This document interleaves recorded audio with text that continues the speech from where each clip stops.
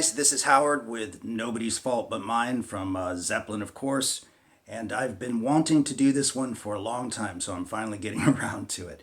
It's another signature classic bluesy riff from Jimmy Page. So I'm referencing the original studio recording for this, but I'll also mention maybe a couple of little things that he would do live and little variations that you can add to it. I've got some heavy distortion and some heavy phase shifting going on here because that's what Jimmy used, and there's also an octave guitar playing this riff as well. I will cover that in this tutorial, and so let's get down to it, okay? I'm going to turn off the phaser for now, and then we're just going to talk about the riff. So what we're doing here is I'm on the second string, the B string, and I'm using this finger, but you can use whatever finger you want, and we're pulling off. So strike the string, pull off, and then strike the string again. And I'm doing this all with downstrokes.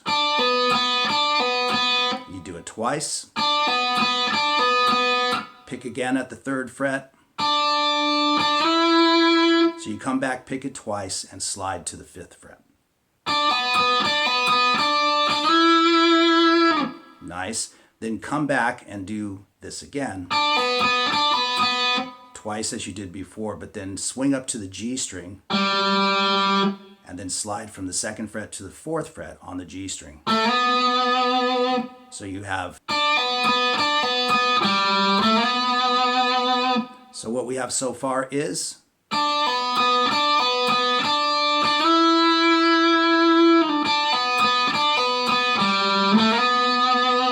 Now sometimes he'll bend that note instead of sliding it. And actually on the studio recording it sounds like that's what he does most of the time. But if you watch some live videos of him playing it, like at the O2 Arena for instance, sometimes he slides it and sometimes he bends it. So either way is fine.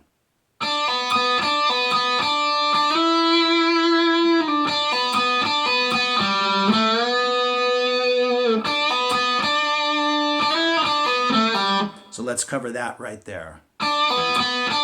So you just did one of the pull-offs with the double strike of the pick. Come back to the 3rd fret and slide again.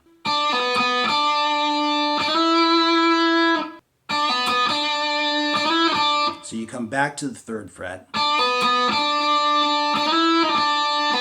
pull off again, or you can pick that if you want, but either way it's going to be...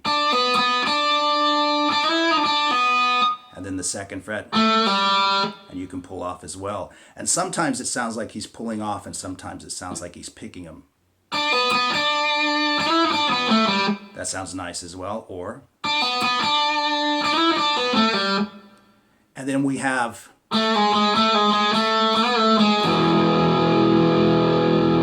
So we're on the G string there. You want to plant your 1st finger on the 1st fret on the G string, keep it down. And we're using the exact same idea right there. We're pulling off and then picking again. And you do it twice. Come back to the 2nd fret and pick that note.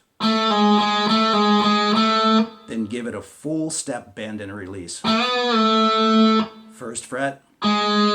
So we have... Now keep that finger there and then form the 2nd fret on the A string and the 2nd fret on the D string, and you want to play the top 4 strings, or the top 3 strings, excuse me. So that finger is already planted there. It sounds really cool because he goes, and he sort of brings in the rest of the E chord. So what we have so far, the whole riff then is...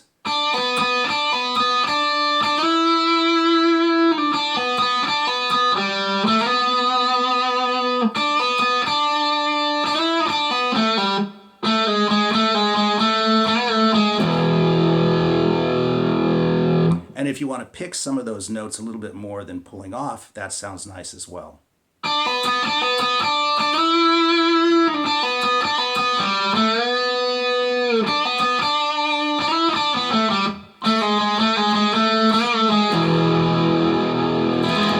Either way is really cool and sounds fine, and you can hear that time I put the bend in there as well, so that's pretty cool. Now, Jimmy also has an octave to that in the studio track, and if you've got like an octave pedal or something like that, or even a whammy pedal, you can mess about with this, but just to show you how to play it, in case you're playing with a friend or you just want to jump up and do it.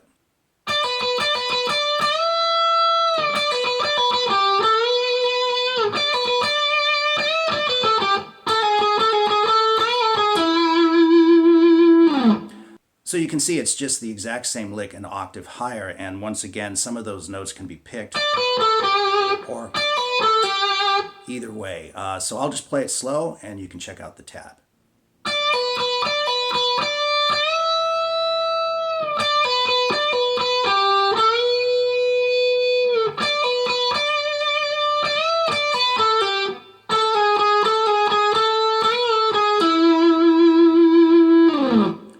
So once again, it's just the exact same lick an octave up. So next up is the riff that leads into the song, and sometimes you'll see it played like this. And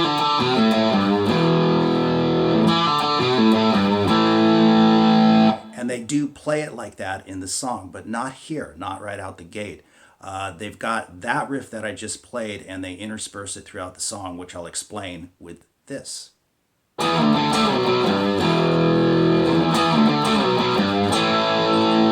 And that is the first one they use out the gate. So here's the tab up on the screen, of course, and it's the same thing. I talked about that rhythmic phrasing that they're using throughout. You're just sliding a power chord from the 7th fret to the 5th fret on the A and D string, and then you pick it again and do the same thing going all the way down to the 2nd fret. So you have this.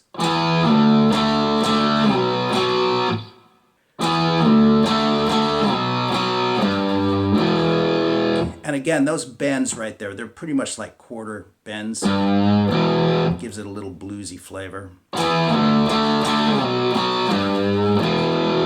Hitting an E power chord, do it again. To an A. So we have.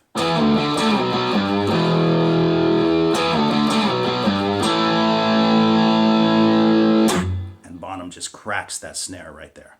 So now we're into the riff that is essentially the verse of the song. And this is another one of those just cool Jimmy Page rhythms. And it can be a little hard to wrap your head around, but not once you get the hang of it. It's basically based on the same idea of pulling off and then picking again. So we have a D power chord with the root, the 5th, and the octave, okay? And he's doing the same idea. He's pulling off of the A string. But he tends to do it with alternate stroking, which gives it a cooler, sort of rounder pocket. Like that. But either way is fine. Or you can hear the second way sounds a little bit more like the way he plays it. So this can be really tricky, so I'm going to break it down very carefully. So we have come back and hit the D again and carry it up to the 7th fret and then bring in the 6th string, the open string. And if you're doing it his way with the relaxed alternate strokes, that'll actually happen on an upstroke. So we have again. And now we're at an E power chord, and this is where he gets a little bit funky. So what's happening there is after you've landed the E power chord, pick it with a downstroke, and then 2 mutes, upstroke and a downstroke. In other words, your hand's just going down, up, down, up, down, up. So that last attack of the chord will happen with that upstroke. And that's how you get it done. Pretty cool and funky on Jimmy's part, and then we play this. Now that can be a little bit tricky to play timing-wise, so I'll break that down. Instead of playing, he actually just plays.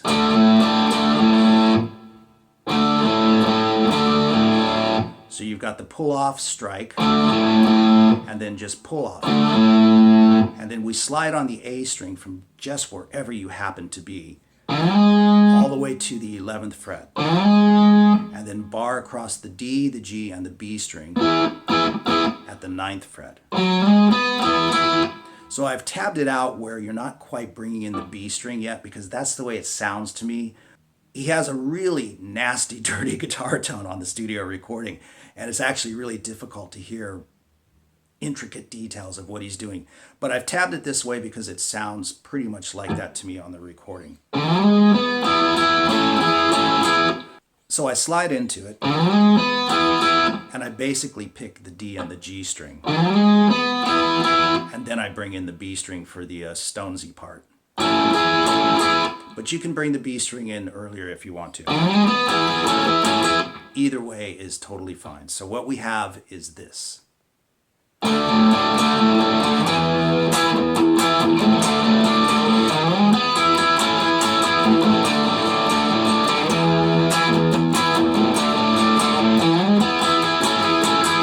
Pretty cool indeed.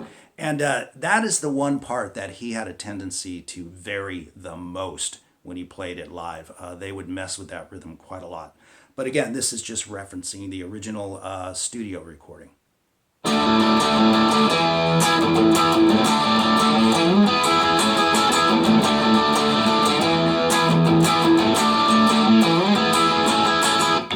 It's just such a great riff, right? And so Robert Plant starts singing, of course, and he's singing over that very riff. And then at the end of that riff, we hear...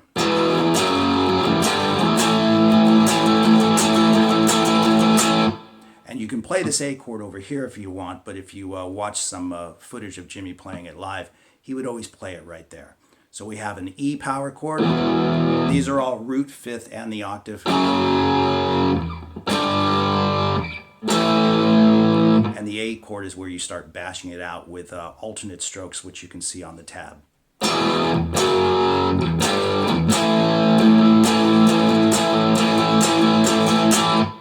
So putting that together with the verse, we have...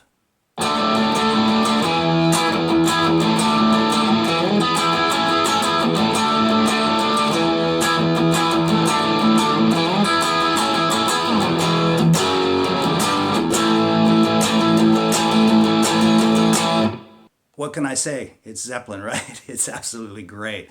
And after the break...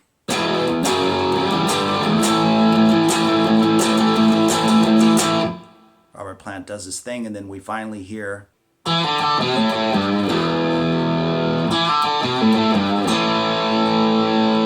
Now, the power chord sliding version of that I mentioned out the gate, that's usually played into the solos. There's two solo sections, the harp solo from Robert Plant, and then, of course, the guitar solo from Jimmy Page. And they tend to use the power chords in front of those sections, and this elsewhere.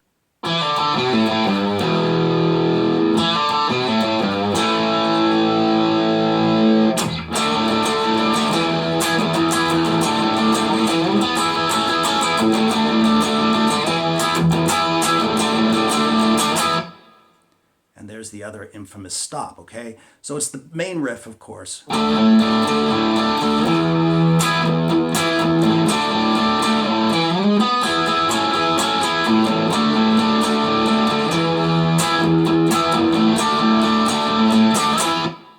So for that one, it's basically the same thing. Just jam the D to the E chord real fast. And we're going to repeat everything that we did before, including the turnaround.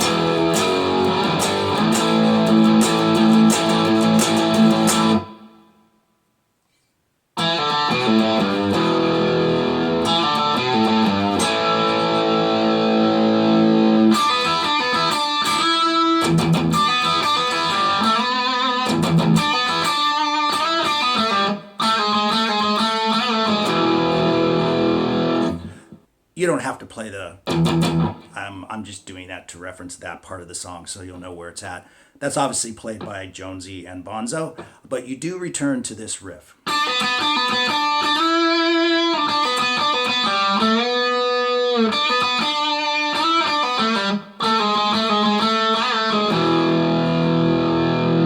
And sometimes, I wanted to reference this earlier, but I forgot. Sometimes you'll hear that open E string coming through with Jimmy playing this.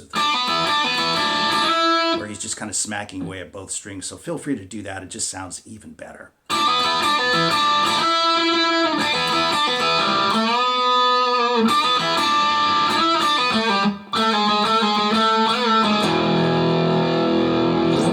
And so I trust you can listen to the recording for the arrangement. But again, going into the harp solo, we're going to hear this.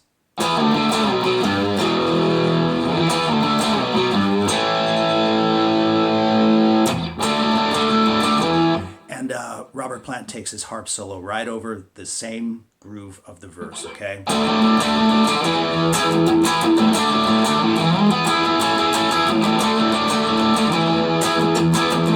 Same thing over and over again. Now, at the end of the harp solo, there's another cool little riff that Jimmy throws in there, and you'll hear it again at the end of his guitar solo as well.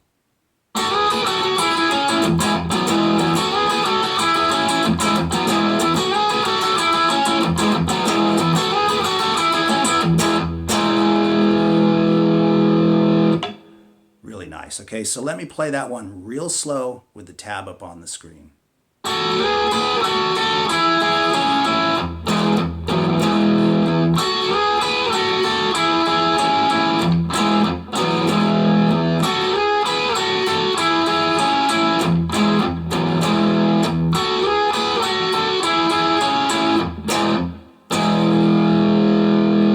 So you can see that he plays it the same way 3 times, but then on the 4th one, he just changes the very last bit of it.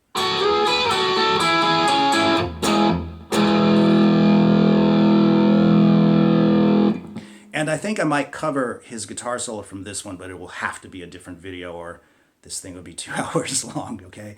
But keep an eye out for that. If I get around to it, I'll do that as well. And then it's just back to all the other parts that we already know, except there's an ending riff now. Now, of course, we finally find our way to the last verse of the song, complete with the turnaround.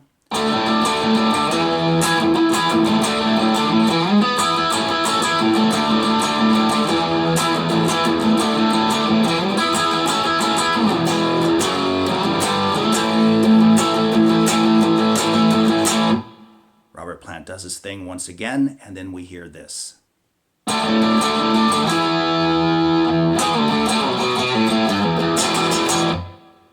That's really nice, a very cool way to end the tune. So you can see you've just got a fragment of the riff, but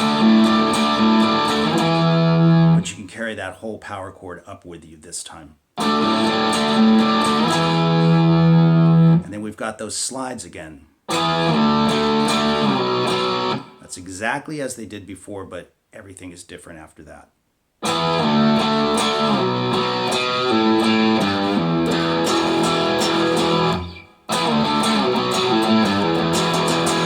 So let me go over that nice and slow again. Slide.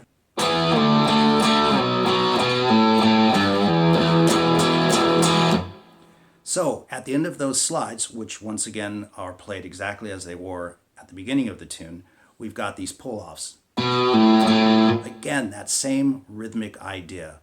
Pick, pull off, pick. So we add that to the slides, of course. And then 1, 2, 3, 4 if you want. Either way, but I think Jimmy probably does it with alternate strokes. So there you have it. Nobody's Fault But Mine from Zeppelin, one of the finer tracks on the Presence album. And they always played this one live, you know. It was a really cool song for them to play live. And they did a knockout job at the O2 Arena, tuned a whole step down, by the way. But nonetheless, a great version of that from Zeppelin live. So once again, I just wanted to thank you guys, as always, for supporting the channel. I really appreciate it. All the comments you leave are just great. And so anyway, all the best to everyone, and we'll see you soon.